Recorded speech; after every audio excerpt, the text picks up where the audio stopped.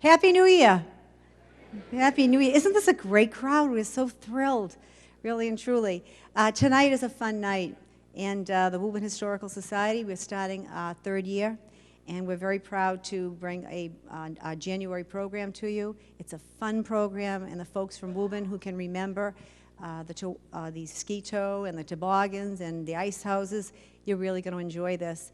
I want to thank John McElhiney. He did a great job. He did this very quickly. I was under the weather for about 5 or 6 weeks, and John really did a tremendous job with the help of Brian and Jerry Keogh, so I think you're really going to enjoy this. We would also like to let you know, and John had up some previews, we have in February, we have some wonderful programs coming up, and we're thrilled to do them because history is fun, and Woburn has a tremendous history, something to be very proud of and to pass on.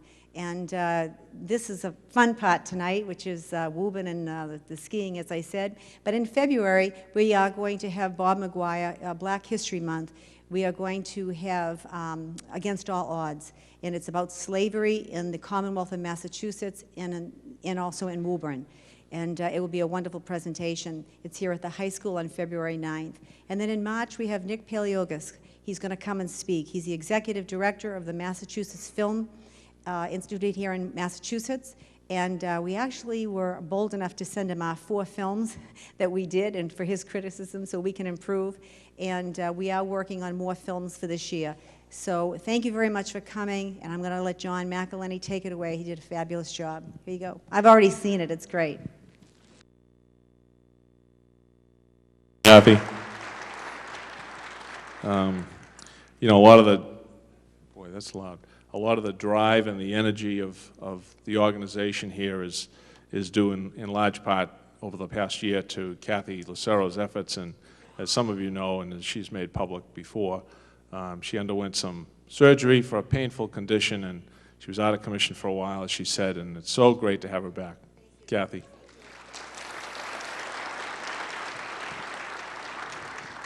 Well, this is my first real attempt at a PowerPoint presentation. It's basically a slideshow, as we used to call them, done through the computer, and hopefully it works correctly. You know, we were sitting back a few months ago coming up with some programs for the winter, and somebody suggested, why not a program on the winter? So we didn't know we'd have such a great setting outside for this with snow and everything. It's kind of an old-fashioned winter. So we tried to pull together a few slides and a few pictures that the Daily Times had, the library, some individuals donated here and there, and we tried to essentially break it down into 3 segments, and we'll just go seamlessly from one to the other. But the first part is basically some scenes from old Woburn, from the 1800s, from the early 1900s, and around that turn of the century. And then we're going to transition into the ice cutting business, primarily on Horn Pond, but also a little mention of other ponds as well. And then we're going to transition into some more recent history of the recreational areas around the country club and Horn Pond, so Horn Pond Mountain. So with that, this is our title page. It's actually a scene of ice cutting on Horn Pond as envisioned or as viewed by the illustrator Louis Linscott. And I'm going to have more to say about this particular slide a little later on. So we're going to jump into some old scenes from Woburn, most of which are winter scenes, some of which are not, and there's a few people to highlight as well. Next slide, please. This is a scene that was on a mailing that we sent out to remind people about this program. It's the North Woburn Horse Railway Company. It's up in North Woburn. It was up in North Woburn. This picture was taken in the 1870s. The railway, that was the only way around, really. If you lived back then in the winter, they did not plow the streets. You had to travel by horse and buggy or sleigh, or a pung, as they called it, P-U-N-G. And if you didn't have one of those, you took the railway. And this started in 1866. It ran between North Woburn. This is up around where the Alta Vista School was located, or is located today. Look at the size of this building, the horse barns building all the way back there. And I think this is this hill up here is roughly Mountain Street, in that area up in off of Mountain Street, north of that. This is, I think, a plow for the railway. I think there's a blade underneath there, I'm not positive. There doesn't seem to be a plow out front. Horse-drawn, and it ran from North Woburn to Woburn Center. Next slide, please. It had a regular schedule, and people could, get it for church services, or they could get it pretty regularly throughout the year. This is an 1869 schedule. Next slide is a summer scene, actually, but just to show you where it was an open-air, horse-drawn trolley. It was a trolley. It was on trolley tracks, not just a horse-drawn wagon. This was a railway on laid tracks in the street. It was later expanded into a Winchester Center and all the way to Sims Corner, almost in a Medford. So you could go from North Woburn to Sims Corner. But eventually, it gave way to the electricity and became electrical trolley cars. So next slide, please. And again, this is not necessarily a winter scene, but I do like this picture. You'll see this is at the corner of Wynn Street and Pleasant Street. This is the church that's there today. We knew it for many years as the Unitarian Church, and of course, it had one thing that it doesn't have now, which is a steeple, which came down in a tornado in 1925. This picture is turn of the century, right around 1900. Trolley tracks ran from Billerica, Burlington area. Woburn Center was the hub of the shopping area for many of the surrounding farming communities. And they would take the electric trolley. Next slide, please. But this is a winter scene. Same trolley.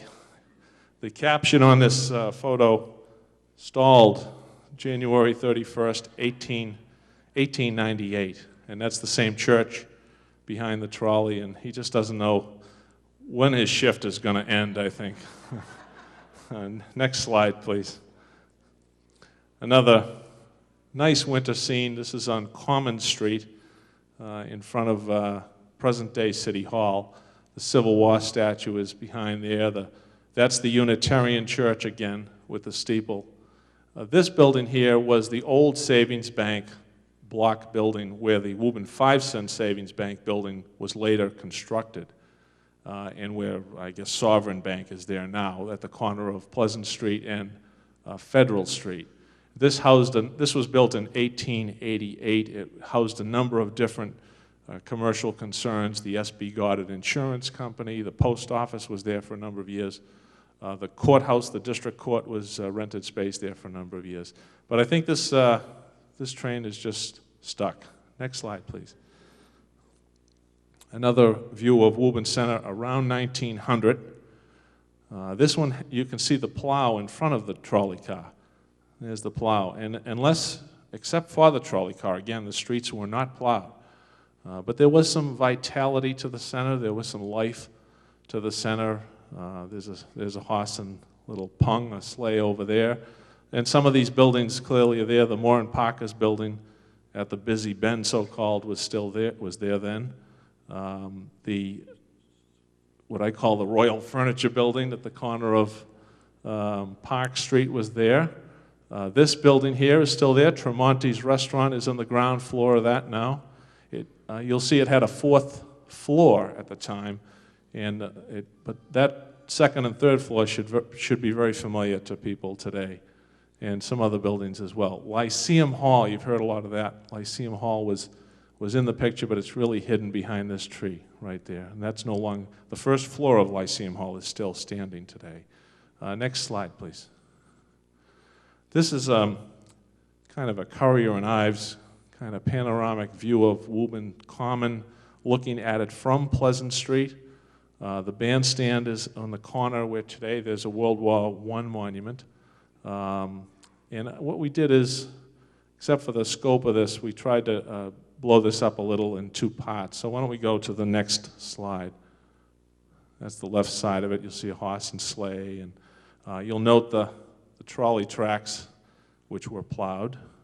A lot of life to it. That's the Savings Bank building the post office was renting on the first floor. And that's, you can't see it, but that's what was then called Abbott Street, now called Federal Street.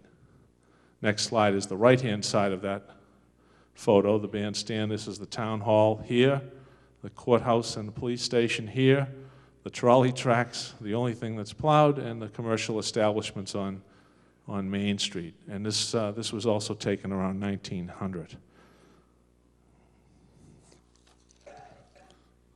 Next slide, please. This is Main Street looking north from about in front of Tremonti's restaurant area. Looking north, you'll notice, I don't know whether you'll notice it, but there's a little street here, that's Walnut Street.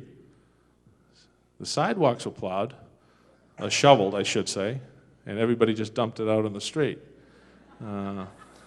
This building's still there. This building is still there. And you're looking up Main Street today. This was a building called Mechanics Hall, which burned down in the 1920s, and the Gorans building went in, and it's now a CVS in that block right there. But you're looking up all the way up to one of my favorite places, Cousins Restaurant. I think it was still there then. No, only kidding. Next slide, please. This is looking up Salem Street from Main Street. And this house, you'll notice, is still there. This house is still there. That's the old Elks Hall, I'm told, before they went over to Washington Street. And again, very narrow plowing, because the trolley did run from all the way over to Reading. So this is plowed because the trolley was plowed. The back of this card, this is taken from a series of photos acquired by Dexter Johnson, the late Dexter Johnson. And on the back of the card, it says that this man here is Parker Converse, and he lived in this house. And he was about 78 years old then. He shouldn't be shoveling. He died about 3 months later, so I hope it wasn't from the exertion of the storm, but that was quite a storm. A quick little story, just a connection here. This is a bicycle shop. You can't see the name of the owner, but it was the John Bates, B-A-T-E-S, bicycle shop. And of course, this picture was taken in 1898, before there were cars. So they sold a lot of bicycles, but when cars did come into existence about 15, 20 years later, John Bates went in the business, and he had a car dealership first on Montfield Avenue, roughly in the present-day site of the Bollardroom, and then later on Wynn Street, roughly the present-day site of Lannon's, because in 1939, they sold out to Charles Ungerman, and Ungerman later became Ungerman Lannon Chevrolet. And so there's a connection here from this bicycle shop to Lannon Chevrolet today. Next slide, please. We'll see a picture of Parker Converse. One of my favorite people from Woburn, because he wrote history. He loved history. He was also a lawyer. He was the first judge of the Woburn District Court. He just shouldn't have been shoveling, I guess. Might still be with us. An old Woburn name, too. He was descended from Edward Converse, who was one of the first 7 settlers of the town of Woburn that came out from Charlestown. He was a direct descendant.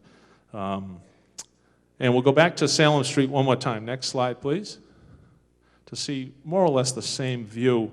At first I said, well, it's not a winter scene, but the leaves are off the trees, so it's just not a snow scene, but there is plenty of a winter feel to that. And if you look closely, you can see the trolley tracks going up Salem Street. It had a certain elegance to it too. It really the tree-lined street, and some of these stone walls are still there today, and it really had a certain beauty to it. Next slide, please. This is one of my favorite winter scenes. It takes you a while to figure out where you are here. You're at the corner of Lexington, Pleasant, and Burlington. And you're looking towards Woburn Center.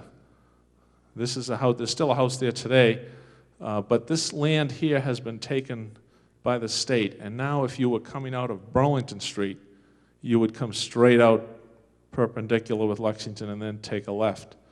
But if you're looking, this is looking down Pleasant, so this is Lexington Street, and the sign, it's a little hard to read, but it says to Lexington and Concord and Bedford. And this says to Cummingsville, which was the area up by Willow Street and Bedford Road and South Bedford Street. This house is still there, and there's the steeple of the Congregational Church in the background, and it's just kind of a neat little picture. That area was called Nichols Corner.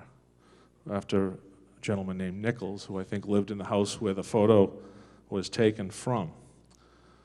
Let's go to the next slide.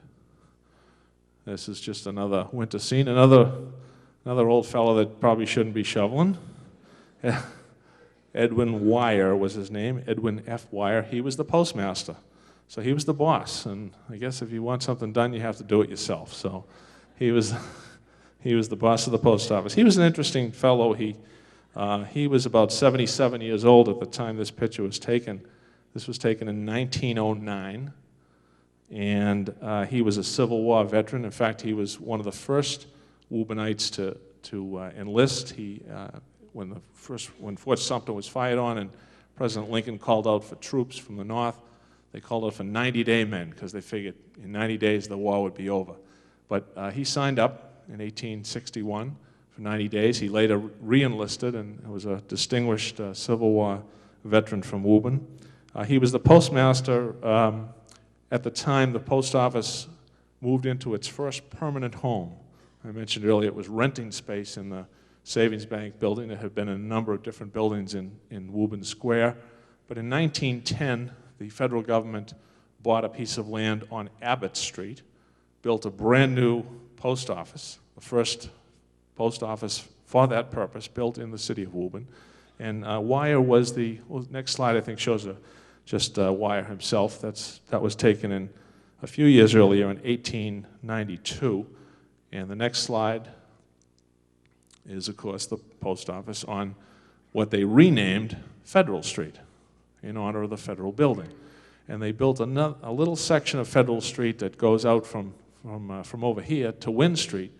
That was new, but the old part that came in from the Savings Bank building and took a left-hand turn, that was called Abbott Street. And for some reason, they never quite got around to naming the whole street Abbott Street. And that's why the Towanda Club, which you can just see a little bit of over there, it still has an address of 19 Abbott Street. Now, the next scene is opening day at the post office. This is, they built the building. They bought the land in 1910. They built the building. It opened on February 12th, which is Lincoln's birthday, in 1912. And this was 3 o'clock in the afternoon. They all lined up for a photo. So it is a winter scene because it was taken in February, even though you don't think it's a winter scene, although they have heavy coats. That's Mr. Wire. He looked like a jolly old sort, doesn't he? I don't think I'd want to be late delivering the mail for him. But the fascinating thing about this photo is that we have a photo of the photo. And we'll go to the next slide, you'll see what I mean. Now look way down the street here, and that's the group, and there's the photographer. This is Federal Street, and the angle of the lens, I think, distorted this a bit, but you can see the railroad tracks that used to go way down between Library Field and the post office. And there is a little snow, so it is a winter scene. The present-day Moose Club of course, would be over here.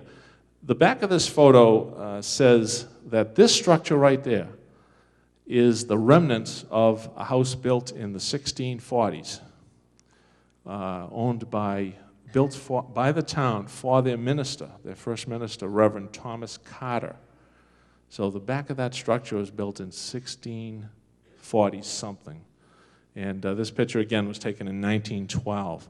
That structure, of course, and all these structures are long gone now. And next slide, I just blew this up a little bit.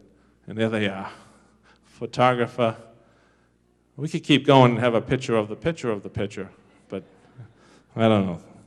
Okay, let me catch up on my notes here. And then we're going to leave the first section, I call it, of the program with a few pictures of an ice storm. They're kind of pretty. Next slide, please. This is Arlington Road. Kind of devastating at the time, but it has a certain beauty to it also. This is, the Graham's Funeral Home building, corner of Arlington Road and Pleasant Street. This is the Johnson House where the first mayor lived. Stone wall's still there. And I think, there was a very devastating ice storm that comes across in the research from that era that occurred in November of 1921. The back of these photos says it's September of 1921, so I'm not sure whether it was September and it was a very early devastating ice storm that early in the season, and maybe that's why there's so much damage because the leaves were on the trees, or whether in fact it is the ice storm that's noted in the newspapers of the day in November of 1921. In either event, it's 1921. Next slide. There's a couple of the library, I think. Next slide. The library took a severe hit, and of course there's a lot of damage with these things, but again, they have looking back now, they have a lot of beauty to it. And the next slide is more damage on the Count Rumford doesn't seem to mind too much, though. He goes on without the weather. Let's go to the next scene. It's a little colorful scene. This is another sketch by this fellow Louis Linscott, who did the sketch on the title page of the ice cutting on Horn Pond. He did a number of sketches. He died in 1966, and he was age 90, so that would make him born around 1876, thereabouts. So he saw a lot of what he sketched, and he was an illustrator by profession. Lived an old Woburn name, Linscott. Lived up on number 2 Poole Street in North Woburn. And this is his, and whenever he did a sketch, by the way, he always put a little history to it. He always put a caption to it. So here he's trying to, there's Louis Linscott. He's trying to show us what the first railroad station looked like. And he probably saw the first railroad station, because even though it was built before he was born in 1844, when the railroad for the first time came up from Winchester Center to Woburn, it ended right on High Street, right on Main Street at High Street. Even though he wasn't there when it was built, it wasn't replaced until 1885. So he might have seen this certainly as a young child. And he would have seen pictures of this. This is supposed to be, believe it or not, the corner of High Street. There was a little lane here, which ultimately turned into High Street. And this is supposed to be the building that for many years now has housed Minnesota's Variety. There was a 4th floor today, but back then it only had 3 stories. Let's go to the next slide. You'll see an actual photo of that first railroad station and what I'm calling Minnesota's store, which was a store back then, a railroad store. And there's a little lane here, which ultimately eventually became widened and turned into High Street. So I think he did a pretty good job. Next slide, please. It's a different angle, but he certainly did a nice job depicting this. And that's going to allow us, I think, to segue into the, is that too loud? Segue into the next kind of phase of our program. Next slide, please. And now we have our title page again, and this time you'll see S.B. Goddard and Son Company. I'm not necessarily giving them a plug, but Louis Linscott was commissioned by them to do a series of historical drawings in Woburn, and they put them on the calendars. And I have one person was kind enough to give me a sample calendar. Many of you probably have this. This is from 1966. It's a picture of the Horn Pond in the summertime on this calendar. This is the only one I've found up there that was done by Louis Linscott in the winter. And that's supposed to depict the ice business on Horn Pond. And it really started, ice was cut on Horn Pond very sporadically before, I would say, before the 1850s. The Horn Pond House, which was a local hotel of sorts on the Middlesex Canal route, they would cut some and they would have a little ice house and they would store it year-round. But it really took off in 1853. A fellow named Daniel Draper built 10 ice houses on the southerly end of Horn Pond. And a year later, they constructed a railroad line out to those ice houses. The railroad, of course, came up from Winchester Center to Woburn Center, around where Hemingway Street is in Winchester on Main Street, where we used to call the old telephone building on Hemingway Street. Right around there, the line, a spur of railroad track, curved off of the main line, went down the hill in Winchester to around where Horn Pond Brook is, and then it went north to the Woburn town line, and then it curved over to the ice houses. And that railroad was constructed and operated on that site for close to another 40, 50 years. Actually into about 1905, 1906, the railroad ran. And that allowed, of course, the ice to be shipped by railroad. Now, you know, we're long before the days of refrigeration, of course, and I guess I can read that. It's not quite clear on that that caption where it says Horn Pond and Woburn, but these are the words of Louis Linscott. He writes, "Before the advent of artificial ice, Horn Pond was a great ice-cutting center. Its products supplied Woburn and neighboring towns and was frequently shipped as far as the West Indies." And indeed, I think that's a fair summary of what was happening before the world of refrigeration. A fellow named Frederick Tudor in Boston and Cambridge started cutting ice on a commercial basis on Fresh Pond, on Jamaica Pond, and it spread. It spread to Spy Pond in Arlington, Horn Pond in Woburn, and the business really took off. And they would construct these ice houses, vast structures, large structures. And there was a real method to this business. It was a real ongoing business. I doubt very much that the kids were skating and playing near the actual ice cutting operations. These guys would have said, "Get out of here, scram." But this is just Louis Linscott's version. But the business itself, as you can see, involved horses on the ice. They would measure it out. They would cut the blocks, huge blocks, and then they would float them up a channel that they had cut and put them up a conveyor belt and store them in these huge ice houses. And the ice houses would be packed with hay and sawdust, and in Woburn's case, tan bark as an insulation in the walls. And they were well constructed, and they knew what they were doing. And Frederick Tudor said, "We're going to ship ice to India. We're going to ship ice to the Pacific Ocean." And people laughed at him in the 1930s and 40s. And he made a go of it.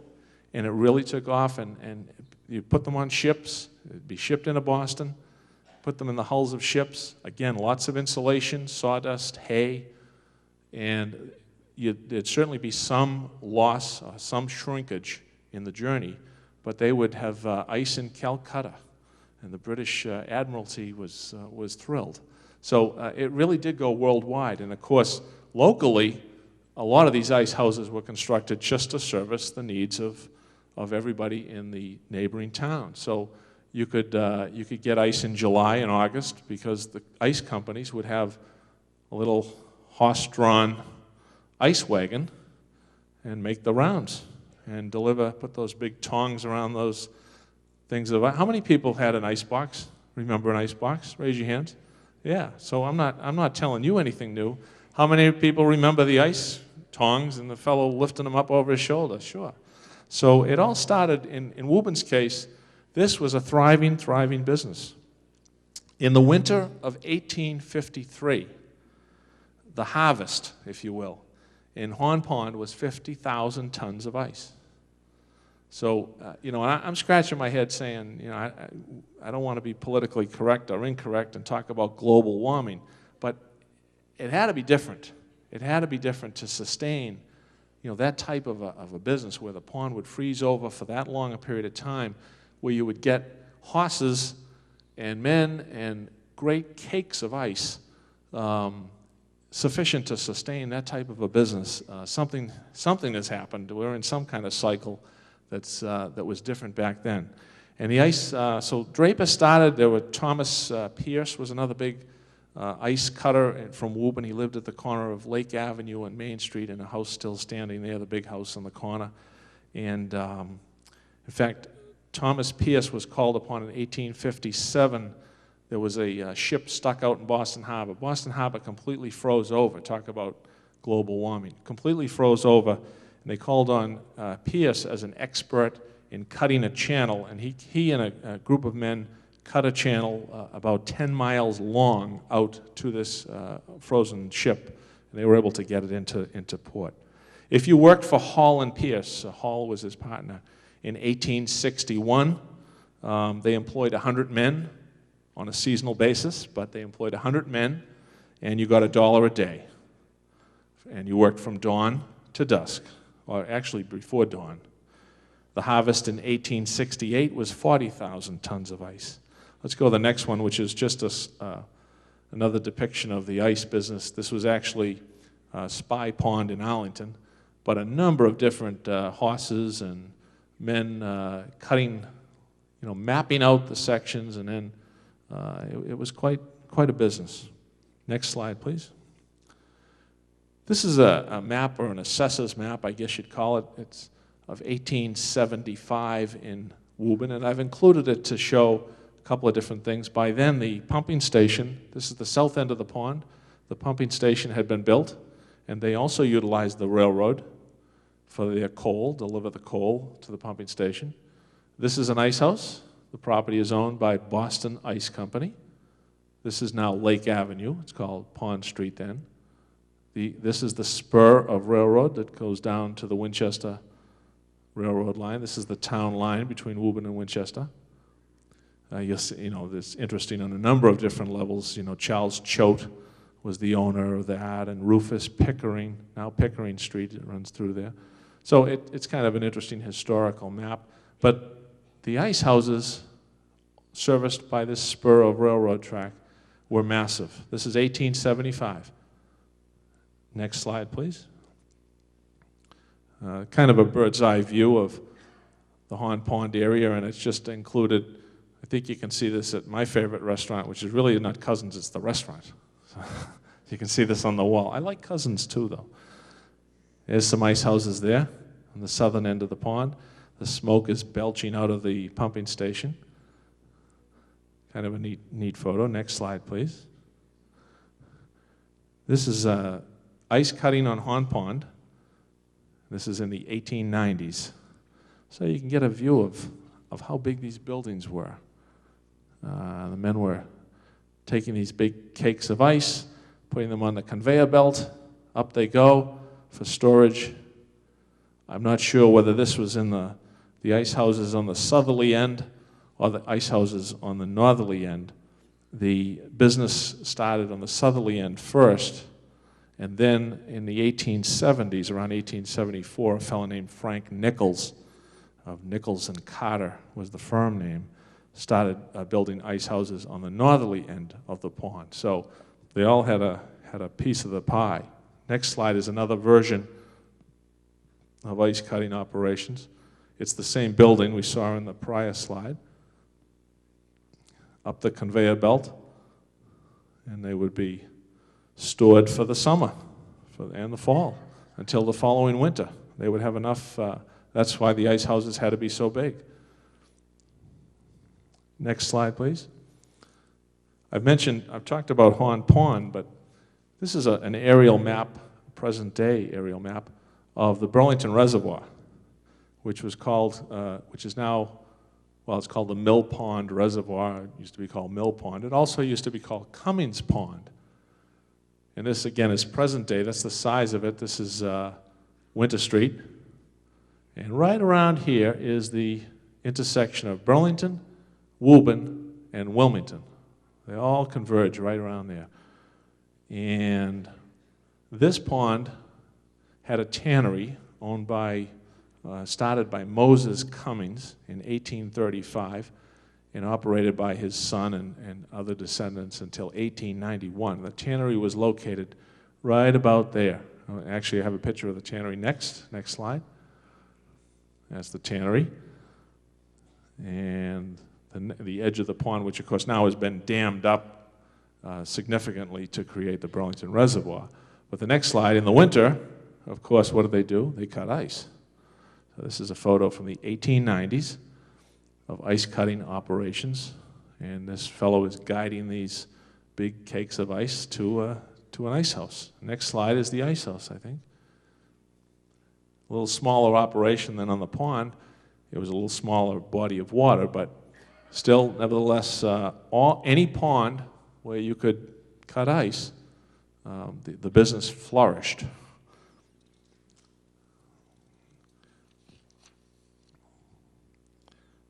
Now, next slide. This is just a nice old view. It's not necessarily a winter view, but it's taken from Arlington Road. This is Arlington Road, which was then called Canal Street.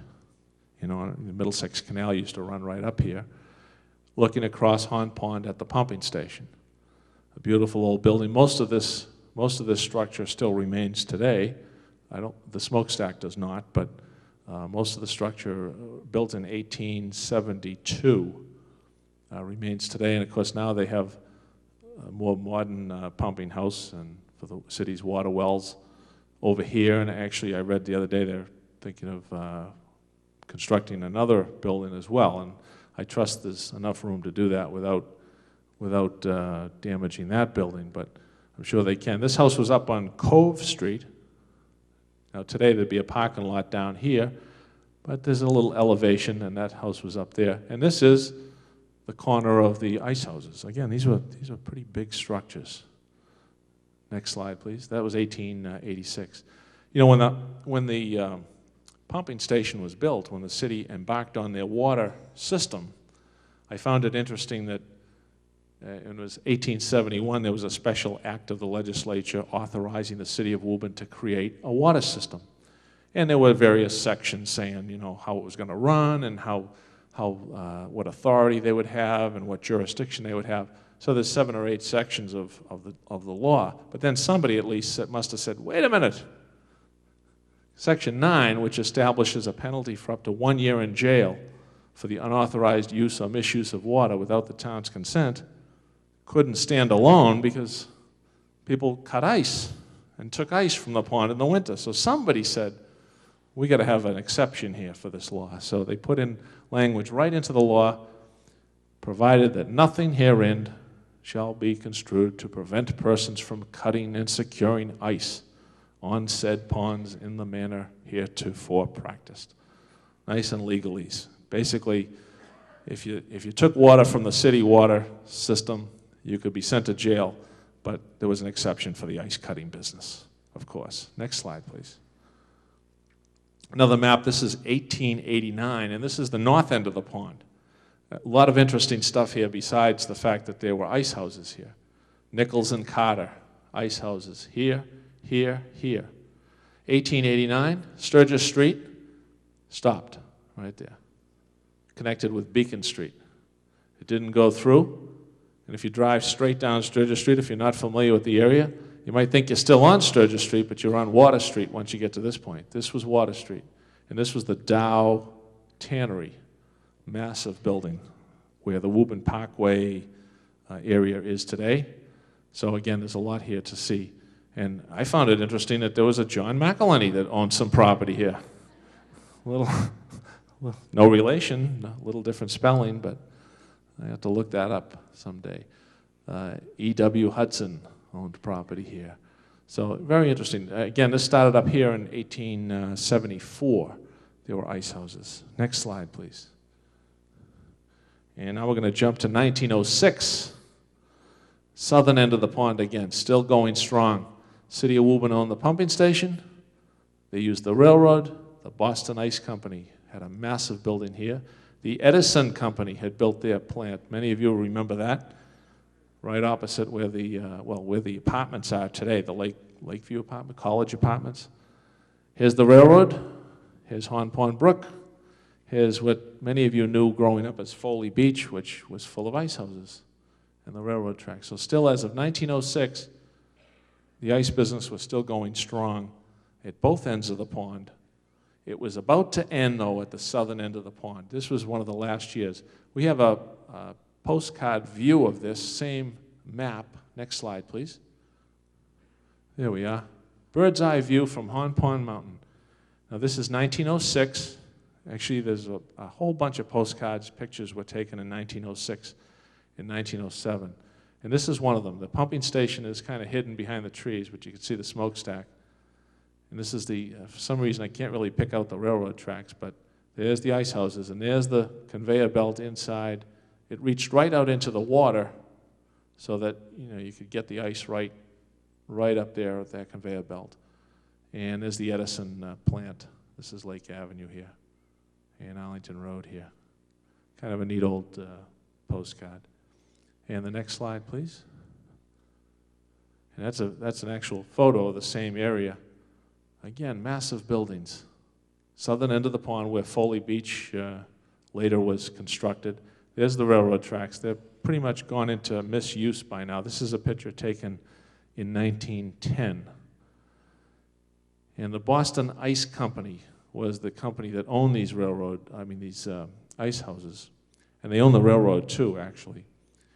And at that point, the B&M Boston and Maine, or Boston Lowell, I forget what it was called at that time, denied the use of they were modernizing their track, the main line from Winchester to Woburn. And these tracks were becoming outdated. The whole spur of line was abandoned from the Hemingway Street area in Winchester to Horn Pond. And that was really the end of the line for the railroad in this area. And that really was the end of the line for these ice houses down there too, because they relied heavily on that railroad. So the ice business on the southerly end of the pond, as far as the structures go, ended right around 1912, 1913. But it continued on the northern end of the pond on Sturgis Street. Next slide, please. It's just a headline I found interesting, maybe hard to read, but down here. But this is 1912. Ice cutting begins. 13-inch cakes. Finest crop ever harvested. Talks about the firm of Gifford and Brown. This is all pretty much at the north end now of the pond, as far as where the houses were. They employed, it says, 100 men, and they expected 100 men, and they expected to harvest about 7,000 tons. It also says, however, that the Woburn Ice Company, another 100 men, 6,000 tons. Here's a fellow named Milford Hopper, who was harvesting on Shaker Glen Pond, and he expected to cut 5,000 tons. And this company called the Spring Water Ice Company will cut on Cummings Pond next week. About 40 men will be employed and 2,500 tons cut. The Boston Ice Company will not cut this year, its houses being filled with 1911 ice. So I wonder if the homeowner said, I don't want any of that old ice. Give me the new ice. I want the fresh stuff.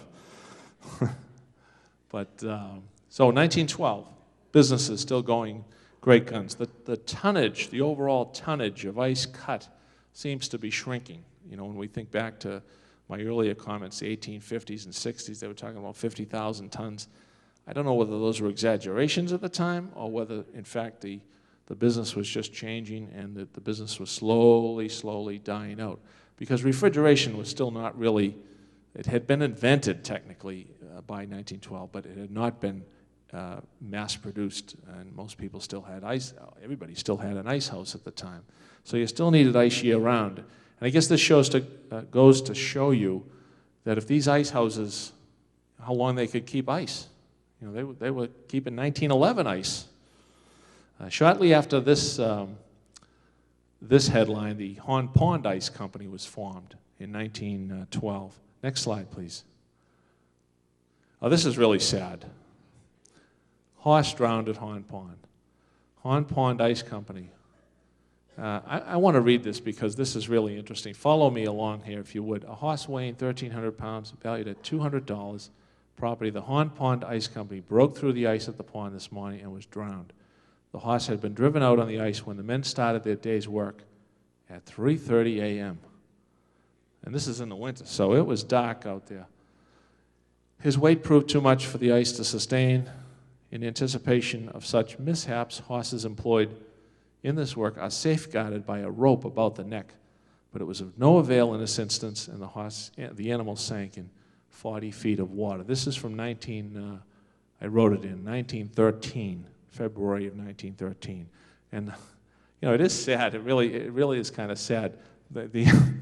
I don't mean to laugh, but the interesting thing to me was, you know, the horses were valuable. They had harnesses around them. The men, they could care less about the men.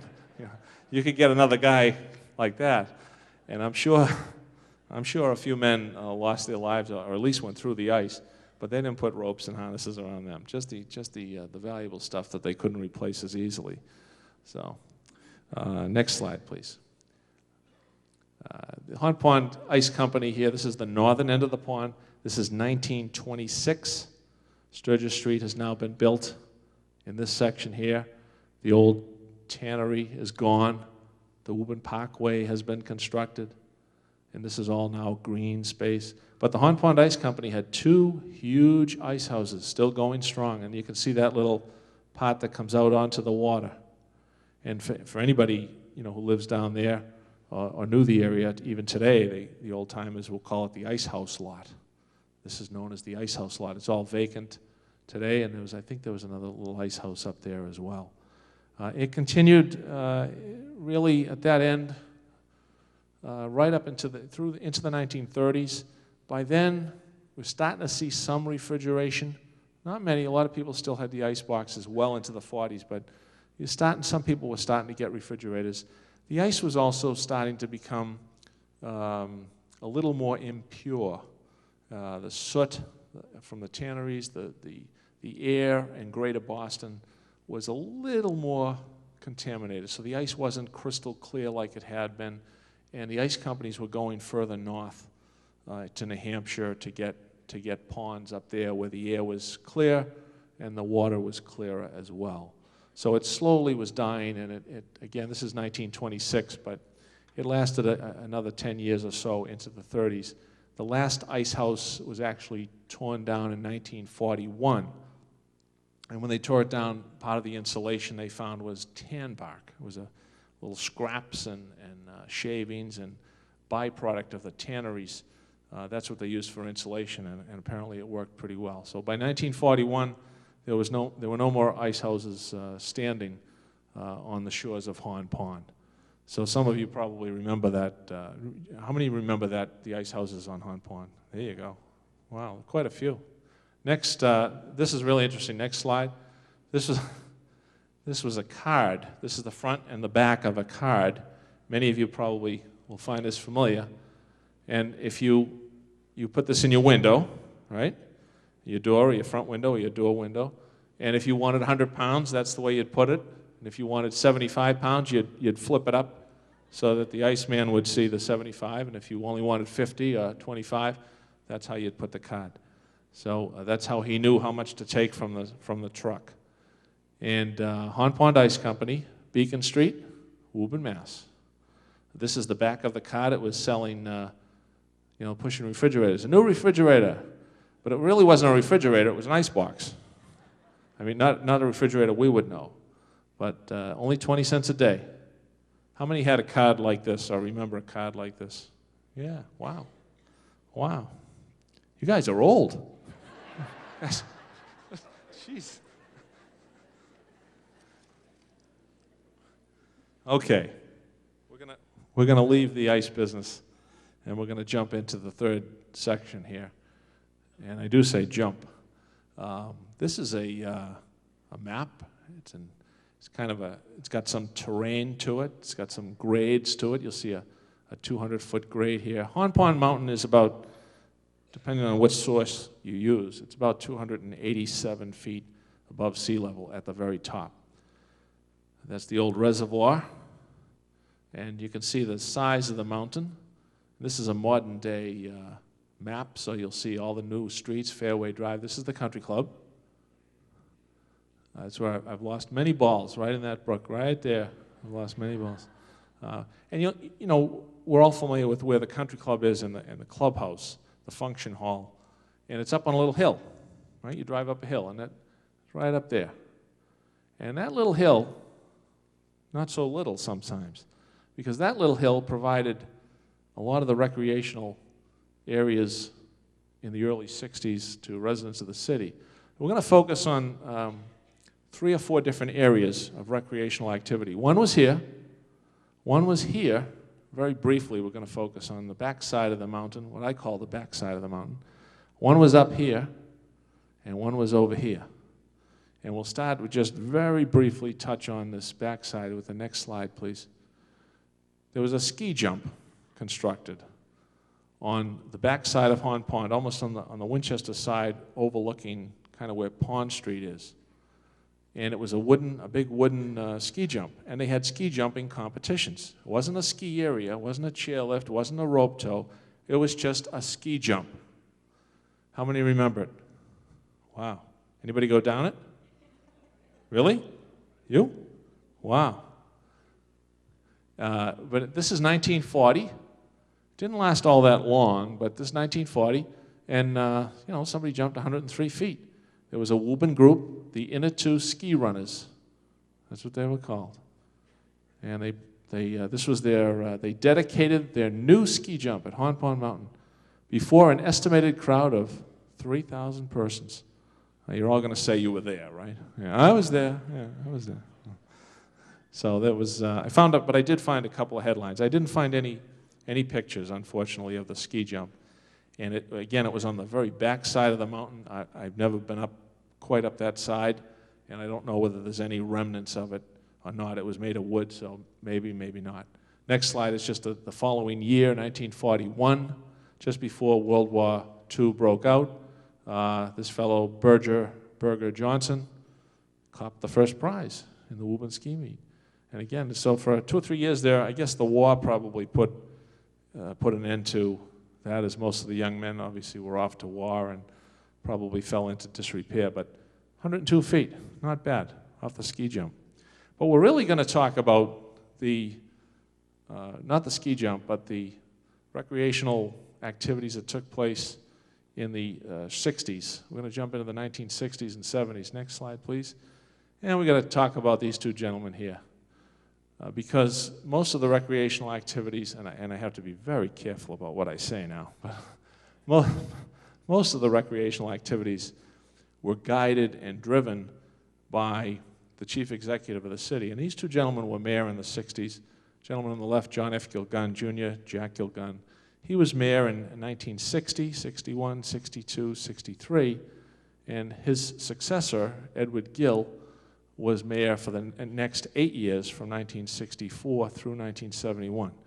Very different people, very different personalities, political enemies, found themselves on the other side of many an issue, and a very series of heated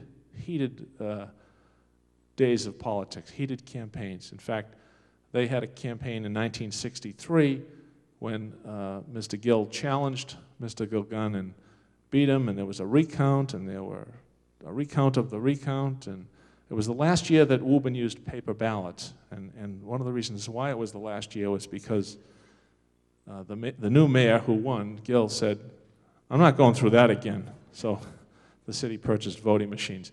But I think it's fair to say that they both did a lot of good for the city in terms of the schools were built and the infrastructure and the fire stations and all those things that happened in the 60s happened under their watch. And to their credit, to both of their credits, in the words of President Teddy Roosevelt, they were in the arena. They mixed it up pretty hot and heavy, but they were in the arena trying to do something. They had different views, and their followers and their supporters also kind of went at it hot and heavy at times too.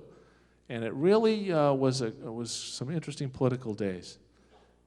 And it spilled over into recreational activities. And it spilled over in this way. What he wanted, he didn't want. And what he wanted, he didn't want. So we're going to start with some activities that the Honorable Jack Gilgun initiated, really. And he's still living. He passed away a few years ago. We'll start, next slide, please. He started what he called, proudly, Woburn's Winter Wonderland. And this is a photo that I copied off the microfilm, so the quality is not great, I'll admit that. But he talked to the person that was running the country club at the time. The Woburn Country Club was started as a private company, a private organization in the 1920s. Walter Wilcox, old insurance agent, was the president, privately owned. In the 1930s, in the Depression, they got behind on their real estate taxes. It was the Depression. People weren't playing as much golf. There wasn't the revenue. They fell behind. The city of Woburn said, well, maybe they'll catch up. It got worse. They got further behind. In the early 1940s, everybody went off to war. Nobody was playing golf. They could never catch up. The city, by then they had owed 10 or 11 years of taxes. The city of Woburn said, we have to take it over. So they foreclosed on the property, and it became a publicly owned entity. Beginning in the 1950s, the country club was leased because the city found it easier to just lease it and not worry about the management of it, the golf course I'm talking about and the function hall, than run it themselves. So a series of leases were entered into by each mayor in the 1950s. And when Mayor Gilgun came into office, he talked to the fellow running the country club, a fellow named Ernie Doherty, who just, old Woburn family, in fact, he just passed away last year. And he said, you know what, we can make better use of this place. It's not just a golf course, we can use it in the winter. So Mayor Gilgun, to his credit, really pushed this concept, and Mr. Doherty, to his credit, said, why not? And it turned into quite a gathering spot. As you can see, 3,000 people here. This is a headline from 1961. 60, 61, 62, 63. Those years on a weekend, especially, if you had snow, and we seem to have more of it then than we do now, maybe the past few weeks excluded, was a great place to gather. And they had toboggan chutes, and they had a rope tow, and it all came down from the elevation where in back of the function hall, where you'd park your car now, coming down onto the first fairway, coming down to some extent right by the 8th fairway. You were all familiar with how elevated it is. Well, that's where they put the toboggan chute, right out onto the first fairway. So you could slide, you sled, you could go down on the toboggan, and you could have a lot of fun. And a lot of people did. I did blow up these. Again, they're not great pictures. I did blow them up a little. Next slide, please. Again, the toboggan chute. And there was a ton of people doing this. How many toboggan down that chute? Raise your hand. I got to raise my hand now. Yeah, definitely. These are people walking up with their toboggans. And look at the crowd of people up there. And the next slide is a very poor quality. Again, I apologize. The rope tow. There was a little rope tow. There was a little Ford truck. They run it off the axle, off the motor of the Ford truck. That's how they would generate the power for the rope tow. The next slide, please. There we go. That's a little better, huh? This is the top of the hill. Waiting. This is the line, waiting to get on the toboggans. They're all queued up. Way in the distance, you can see the little Ford and the rope tow over there. And this is Horn Pond Mountain over there. But we're at the top of the country club, right behind the function hall. This was part of the, this photo was part of the photos donated to the Woburn Public Library by Patrick Farino. You may have read that. He donated, I guess thousands of negatives and thousands of photos. And many of them, they're going through the best they can, trying to catalog them and put them in groups. And we were able to get a couple of photos that he had taken, this being one of them, of winter scenes. But on the back of these photos, there's no names, so we don't know a lot of these people. Somebody had told me that looks like Joe Simas, if you know Joe Simas. This would be around 1962. Next slide, please. Looks like a lot of fun, though. Here's the toboggan queens. They're in the chute. They're ready to go. I had some names, I think, on some of these. We have, I think, Linda Johnson. Is Linda here this evening? Debbie Wynn, one of the Wynns.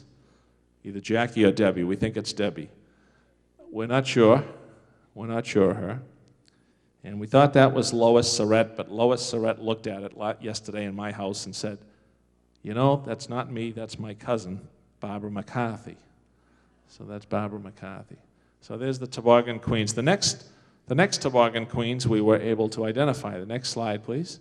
There we go. Even I knew that was Jean Cantillon. But I did not know these people. That's her cousin Jerry, or Jay Cantillon. That's Joanne Flaherty, and that's Janet Pecora. And this is the first hole of the country club. The first green would be way up there. Today there's houses up here on Fairway Drive. These are the big pine trees between the 1st and the 8th fairway. And it was just a lot of fun. And you had to, I'm not telling you anything new, but you had to put your legs up in front of you, and the person had to interlock your legs, and you had a pad, but you might as well not have had any padding at all. It's just, yeah. From what I remember, had a lot of fun over there. We actually had, next slide, please. We actually had a little bit of home movie donated to us for this presentation by the McLean family. Bill McLean, since passed away, many years a golf and ski employee, I believe, or auditor, and two of his sons donated this. It's a little grainy, but it gives a little life to it. So it's only about a minute and a half. No, let's go back. Let's go back. Okay, now we have a DVD, I think. You'll see some life anyway over there, some moving parts. Gentlemen in the booth, we're all set? Let's see if this works. Again, it is what it is, but we'll see. This is at the Country Club, 1963. Little green. That's the first hole. First green would be up there. Great sledding area too. You could. I think this is one of the McLean kids.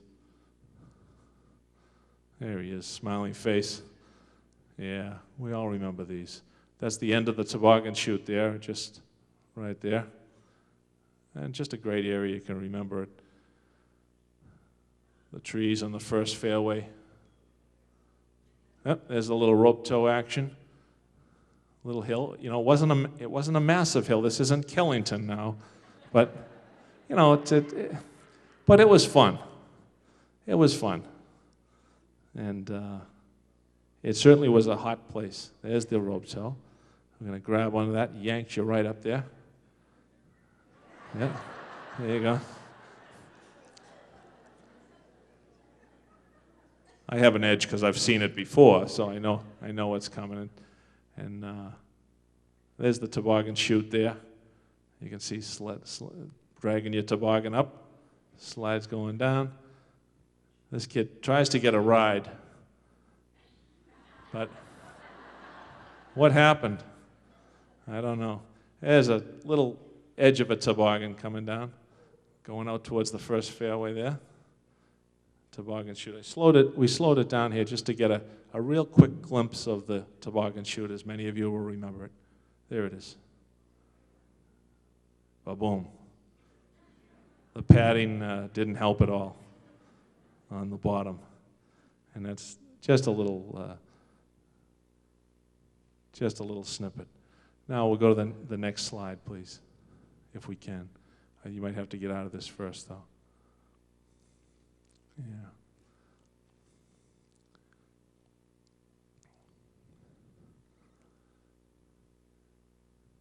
Yeah, this is, I got this from the library on the microfilm, so again, I apologize for the quality of it. That's the best we could do. We couldn't find the photo. But this is ice skating on the 9th hole, or the 9th pond there, or the 9th fairway. The tee would be back here, the 9th tee, and you'd hit over to this fairway here, and this is the pond you hit over. And that was flooded. Well, it was still a pond, but it was dammed up pretty much and expanded a little bit. And this is a typical Saturday or Sunday afternoon. It's just to give you an idea of the number of people that was using it. So you could go over the country club, you could ski, you could toboggan, you could sled, or you could skate. And it really was, for many of us, for a few years anyway, a winter wonderland right here in Woburn. I found a couple of other photos in the Farino collection of ice skating. I just threw them in. They're not at the country club, but we'll take a quick look at them. Next slide, please. This is the Cranberry Bog in East Woburn. They used to flood that, as many of you remember, 1969. And it was a great place for playing hockey. And I'm not sure why that's not done today. Maybe they could do something like that today. The city owns it, I believe, and skated there myself. Next slide, please. And Mishuan Pond. Mishuan Pond has kind of disappeared from the map. It used to be up to the left of where the Woburn Mall is, kind of the left of, I forget the Chinese restaurant's name there. But if you look at a map today, it says Halls Brook. But many of you will remember Mishuan Pond. It was never that deep, but it was pretty expansive, and it's all gone today. And this is as late as 1970. Next slide is just another version. You had to shovel off your area if you wanted to have a hockey game. But there were lots of areas in the city, and I'm sure we just touched on a few, but anywhere where you could, you had standing water, you could skate. Next slide, please. Now we're going to shift the focus from the country club away from here to over here. Because what happened in 1963, as I alluded to earlier, was there was a very, very hotly contested mayoral race. And this gentleman won. And this gentleman that ran this, the Doherty family, found themselves in the wrong camp. They were supporters of Mayor Gil Gunn, so I think that's fair to say. And they had a lease for 2 or 3 more years. And they were in the wrong camp, and a lot of different issues happened, but let's just suffice it to say that there was no way that the winter activities were going to continue here as long as he was mayor. So he said, well, if you've got a lease for another couple of years, I don't need your area. I got my own area. I got Horn Pond Mountain. So he started looking to Horn Pond Mountain as a natural place to construct a ski area. And they started with the idea of a rope tow. So a little area on this side of the pond, right here on the northern slope of the pond, was graded, and another truck was hooked up, and the poles were put up.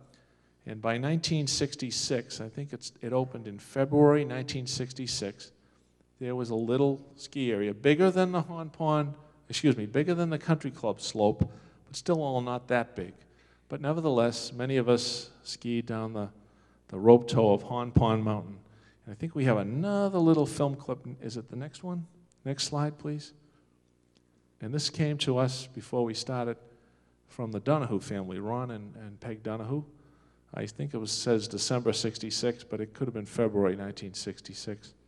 And it's, again, a little grainy and not all that clear, but just gives you a little bit of glimpse of the rope tow at the at Horn Pond Mountain. Let's see if we can get it on. Gentlemen?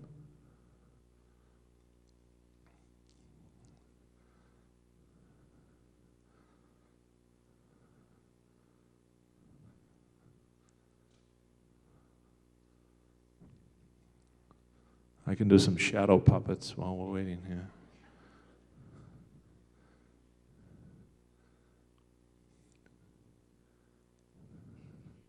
It's about 30 seconds, so it's, whoops, what happened to our film?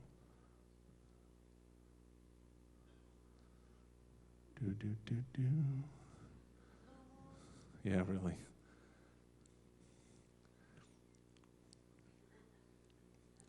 There we go. There's the rope tow, the poles, the base of the area. This whole area is a good size. There we go. They're skiing from the top, right about up there. It went about halfway up the hill, and that's where you'd start up here. Just a little snippet.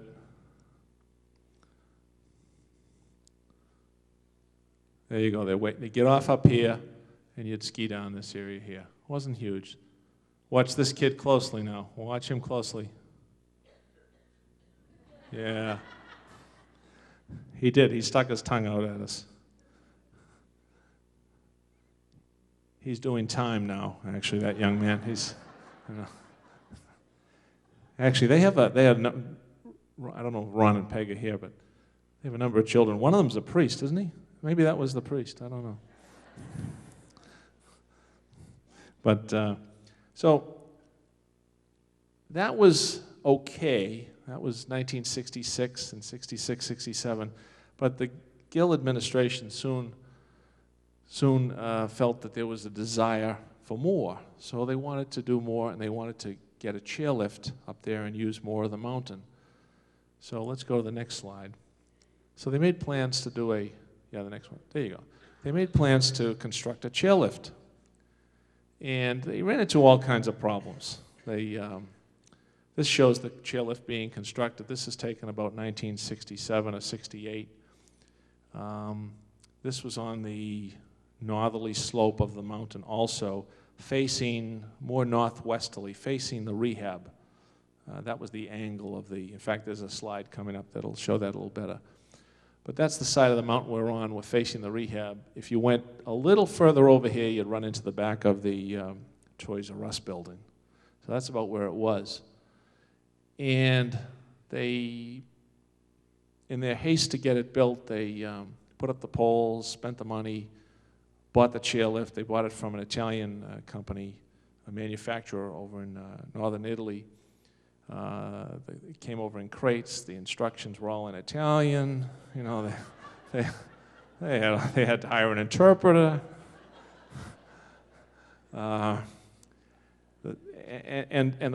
Unfortunately, the politics of the time, again, kind of wedged their way into every little issue. And this was one more issue for the mayor and the city council to fight about. And the council said, "Where'd you get the money to buy this?" And he said, "Well, I took it from this account." "No, you can't take it from that account." So they got into all kinds of problems. The Italian chairlift company was saying, "Where's our money?" They sued them in the city of Woburn in federal district court for their money. It was a big problem. They then discovered that some of the poles were put up, the supporting poles down here were put up on private property, so they had to move them. Then the Edison company said, "You know, we got some wires here, they're too low, they were too close to the Edison lines," and they had to relocate them once again. So with all good intentions of trying to bring a little skiing and recreational fun to the city, with all good intentions, it took 2 or 3 extra years before it was finally straightened out. And the chairlift, which is under construction here, didn't open until March 2nd, 1969. So for those previous couple of winters, the rope tow was still going. Rope tow 66, 67, 68, and the rope tow continued going for the next few years during the time the chairlift operated. But the chairlift itself wasn't in operation until March 2nd of 1969. There was actually about 4 trails from the top, 4 main trails. 1 chairlift, but 4 main trails. One was down here. And you can also see they've cut out all this area here to create a trail. So you get up the top there, those are the poles. You could ski down here. You could ski down a trail that came around here. You could ski down a little further trail over here, which is off the picture. And you could ski down a trail that came around this tree line right here. It opened in March. Next slide, please. But it finally did open. Oh, there we are. Little activity. The Woburn ski area. It was billed as that, or sometimes it went by the name of Mount Tawanda ski area. And, you know, you'd say, "Did you say March 19? Why would you open in March, the end of the year?" Well, a lot of effort had gone into getting it up and operating. So when it was up and operating, if they could use it, they wanted to use it. They didn't want to wait another year. And I don't know whether we're all familiar with the blizzard of '78, but I don't know if any of you are familiar, but February 1969 happened to be one of the worst months for snowfall in New England. We got 5 feet of snow in February.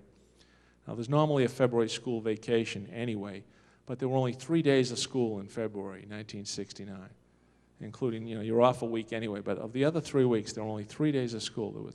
There were 2 feet on February 10th. Another 3 feet fell on February 24th and 25th. In late February. So there was a lot of snow, and it was ready to go. So why not? So the mayor said, "Let's go." So they opened in March. They got another foot of snow March 3rd, 1969. So it really did it was fun. People enjoyed it, and it got a little bit of use in 1969. And it featured 7 days a week, and it featured night skiing. Next slide, please. They had the lights up so you could ski at night, so they had a lot of fun. And here's actually the chairlift way up there, went down this side of the tree line. You can't really see it there, but it was on this side of the tree line where you'd get on. And this is that further trail on the left. Pretty good size. 1 trail, 2 trails, and then the other 2 were off to the right there. Another shot. I want you to pay attention to that tree, by the way, with the Y. I want you to see that. And then there's two little trees over here. We're going to see them later. Yeah, we are. I had fun with this. Next slide, please. Here's another shot of the night skiing conditions as we get on the chairlift. This is the one trail, two trails, three trails, and the fourth one you'd come around in here that we just saw before. And what happened was oh, my notes are way, way behind. Let's see. Let me ad-lib in this.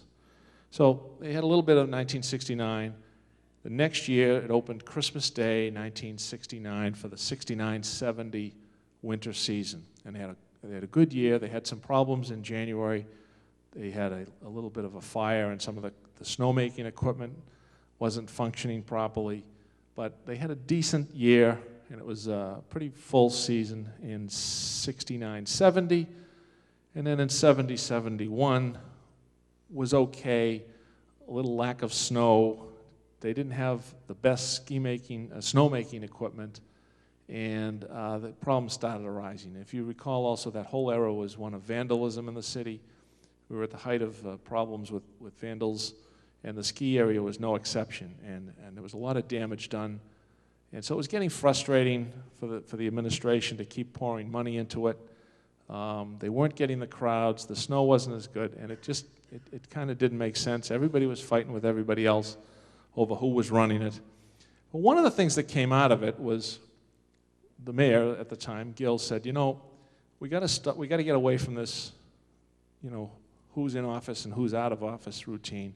And he proposed an authority to run it. Not a lease, not somebody who would lease it for 3 years or 2 years, but an authority that would run it for good. And so that's how they essentially proposed the Woburn Golf and Ski Authority, and that's why the word ski is in the Woburn Golf and Ski Authority, which runs, of course, the country club. And that was proposed, that was accepted, adopted by the city voters in 1968, but because of a few legal technicalities, it didn't really take over till 1973. In the meantime, the ski area had closed. 71, 72, there was a little bit of skiing, but it essentially, because of a lot of factors, money, snow, politics, it just never survived. So it really only had 2 to 3 good seasons. The rope tow was also an option. And by 1971, Mayor Gill was defeated by another mayor, also named Gilgun, but a different Gilgun.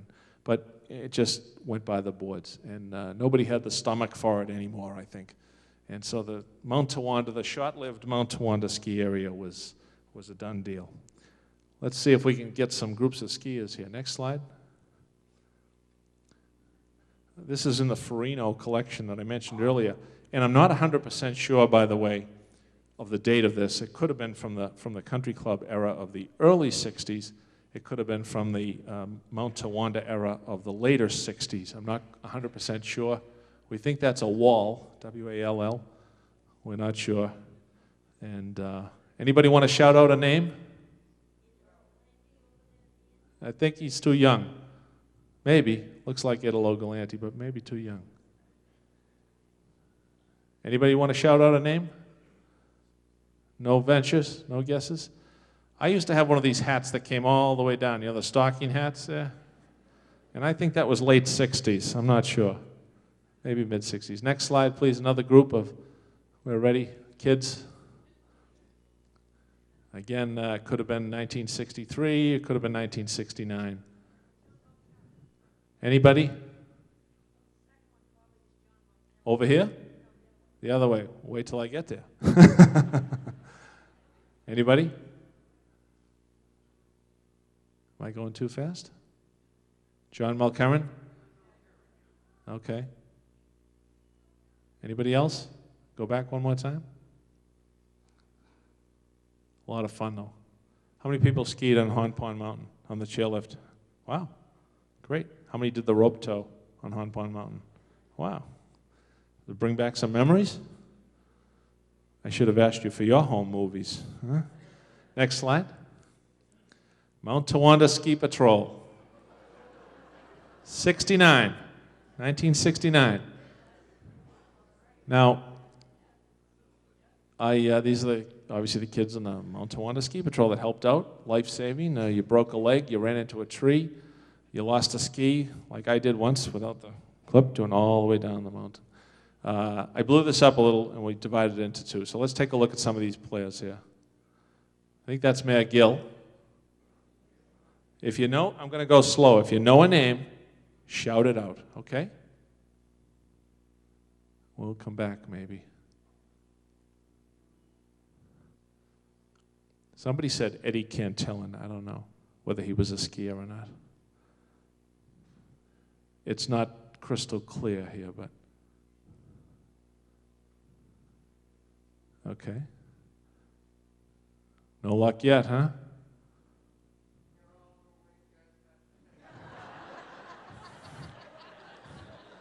No.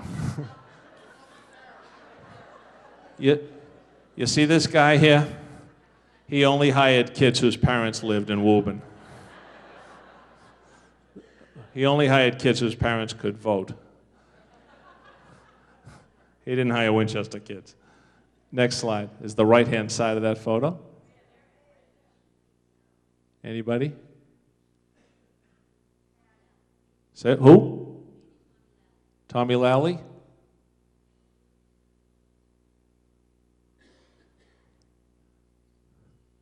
Anybody up there?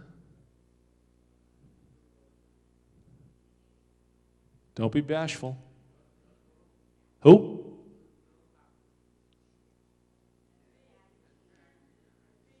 Are you here? Stand up and take a bow.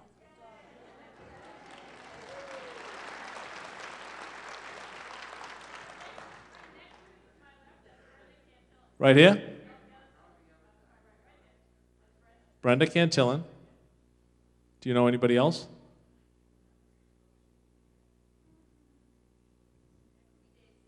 Dave Sullivan? I wish it was clearer, but it's not. That's great. Did you have fun doing that job? Yeah? Did you get paid? Was it a volunteer thing?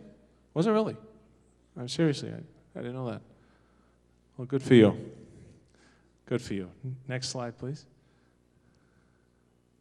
Where are we? Just a summer shot. Again, a lot of problems happened with it. Just became very vulnerable to vandalism in the off months, when it wasn't being watched over in summertime. Next slide, please, is the equipment here, just a blow-up of that. These were taken in the Farino collection, late 60s, early 70s. Next slide, please. There's Mayor Gill, actually, surveying the situation. I assume he either took the chairlift up or went up the road, the old road you could drive up at that time. I don't think he hiked up in those shoes, but that's the top of the chairlift. It was really a fun area. Next slide, please. Now, this is a couple of kids having fun on the chairlift in the off-season. I just point this out because this is the rehab. This is the corner of the rehab. Now, the rehab was built in 1967 or 68, so it was brand new. This banking here, this is higher in elevation than this area down here. This is all the back of where Toys R Us would be over here. This is the road leading out to the rehab, okay? And way up there is the country club, okay? So it gives you a bearing of where you are. So this is the angle on the mountain that the chairlift faced, that corner of the rehab. Next slide, please. You go up there today, like I went up there 3 weeks ago to take these photos, huffing and puffing all the way. And you can still walk up the road pretty easily and circle around the old reservoir, and you'll come to places like this at the top, the old remnants of the ski area. These were taken 3 weeks ago, overlooking Horn Pond. Another slide, please. Another remnant of the ski industry. You're walking up there and you say, what are these doing here? Now you know. Next slide, please.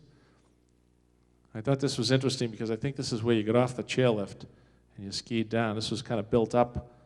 The branches hide it, but this is all built up right here. And this is probably where you got off and skied gradually down and around to go. Next slide, please. It's kind of the view from the top that I found, looking at the same angle of the rehab from the top. There's the rehab. There's Country Club Heights. And that's the view you would have had skiing. Well, you wouldn't have seen that building, but that's the view you would have had. This is halfway down the slope. And there was a little snow on the ground 3 weeks ago, too. That's the rehab.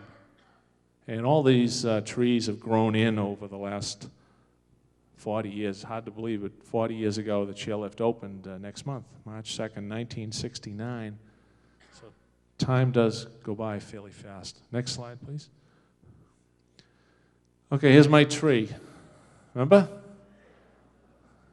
Now, I was standing in the parking lot of the rehab. I drove all the way around the back and then all the way out, almost as if you were going back out again, right at the corner of that building that we saw.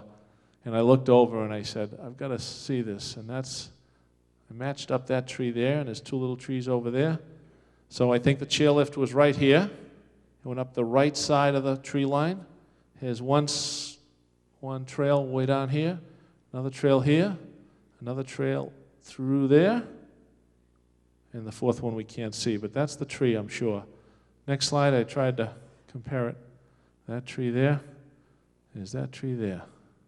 Okay, so that's where you are. This is all filled in. It's kind of wet now, probably wetlands. I'm not sure you could do anything with it now if you wanted to. But the remnants of the ski area can still be seen over there. The Mount Towanda ski area. Next slide. Hey, there we go. Horn Pond, recent origin. These are wonderful photos. We're going to close the program with these photos from winter in Woburn with winter in recent Woburn, taken by Jerry Keogh of Innitu Photo, Water Street resident. And it has a certain beauty still. That's the brook, Foul Brook, the bridge in the back of the lagoon. Next slide. Nice. There you go. That's the causeway, the lagoon. Next slide. The woods. Beautiful area. And next slide. Sunset over the pond. And again, you know, it's hard to imagine there was an ice cutting business there. You know, it's all open today. I mean, it really takes a lot of cold weather to really freeze that over at all today, and let alone to create a 13-inch surface that would support the weight of animals and things like that. It's very hard to imagine. This is down at Hudson Street. All these beautiful old curving walls were built during the Depression as a WPA project. And the next slide. All by Jerry Keogh. And I think that might be it. One more slide? Yeah, one more slide. Did you enjoy that? Yeah?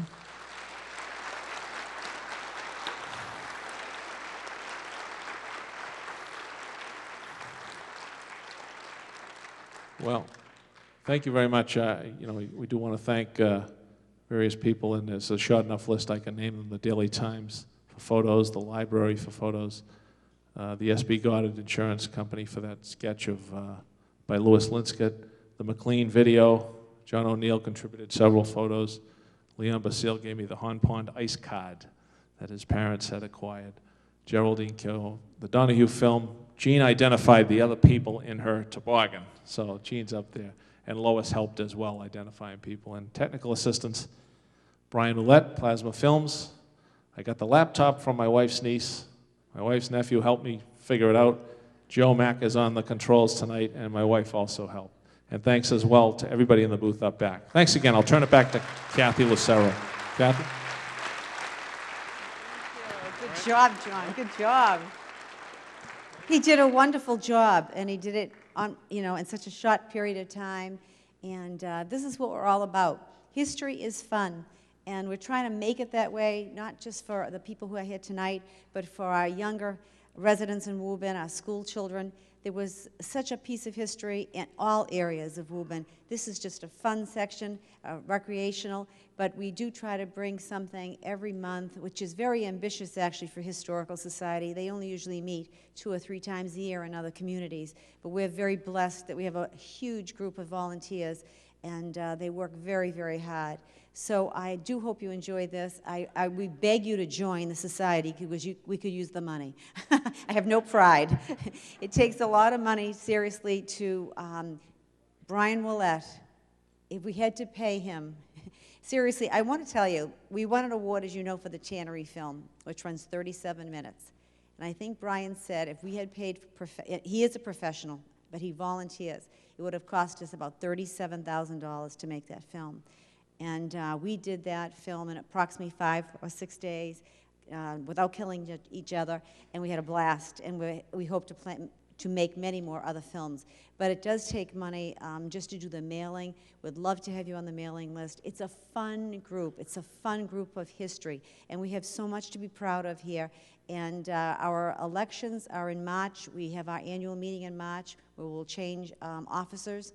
And John is our secretary, as you know now, and I'm president, and that will all rotate. But we'll still continue our programs. And we do welcome ideas on a different subject. We were trying to do and hope to do a film on the fire department. We want to do one on our schools. And John, whether he knows it or not, we're going to beat him over the head to do Woburn in the Civil War. And would love to have it. And we also have coming out, which I see you two making faces at me. We are going to work, Brian and I, and we're going to put together for April or May, Memorial Day, or split it. We're going to do 4 more films on veterans, Vietnam, Korea, and World War II. We have already done the tapings, and they are magnificent stories. So I'm hoping that you'll all come out to our February meeting on slavery, which Bob McGuire is going to do. And then obviously Nick Paleogis will be here in March, and I think that'll be he's a great speaker. I have never heard him speak. I know who he is, but I'm looking forward to what he can bring to Woburn, especially being a Woburn resident. So is there any questions or anything for John? Because I'm sure he knows all the answers. I don't know any of the answers, but I was astounded by, I just scratched the surface really, but I know that people came up to me that worked in the ice houses down the pond. Raise your hand if you worked in the ice houses. Where were you?